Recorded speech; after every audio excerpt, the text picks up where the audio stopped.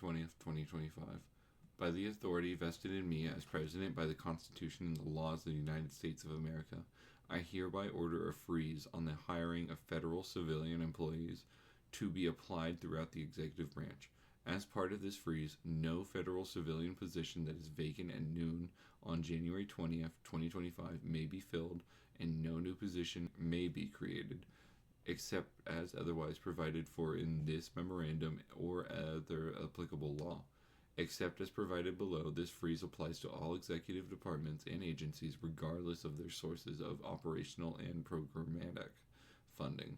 This order does not apply to military personnel of the armed forces or to positions related to immigration enforcement, national security, or public safety. Moreover, nothing in this memorandum shall adversely impact the provisions of Social Security, Medicare, or veterans benefits. In addition, the Director of the Office of Personnel Management, OPM for short, may grant exemptions from this freeze where those exemptions are otherwise necessary. The Director of the Office of Management and Budget, OMB for short, in consultation with the Director of OPM and the Administrator of the United States DOGE Service, USDS, shall submit a plan to reduce the size of the federal government's workforce through efficiency improvements and attrition. Upon issuance of the OMB plan, this memorandum shall expire for all executive departments and agencies, with the exception of the Internal Revenue Service, IRS for short. The memorandum shall remain in effect for the IRS until the Secretary of the Treasury, in consultation with the Director of the OMB and the Director of the USDS, determines that it is in the national interest to lift the freeze.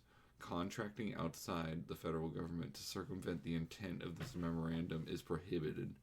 In carrying out this memorandum, the heads of the executive departments and agencies shall seek efficient use of existing personnel and funds to improve public services and the delivery of these services. Accordingly, this memorandum does not prohibit making reallocations to meet the highest priority needs, maintain essential services, and protect national security, homeland security, and public safety. This memorandum does not limit the nomination and appointment of officials to positions requiring presidential appointment or Senate confirmation. The appointment of officials to non-career positions in the senior executive service or to Schedule A or C positions in the accepted service. The appointment of officials through temporary organization hiring authority pursuant to Section 3161 of Title V United States Code, or the appointment of any other non-career employees or officials if approved by agency leadership appointed by the President. Moreover, it does not limit the hiring of personnel where such a limit would conflict with applicable law.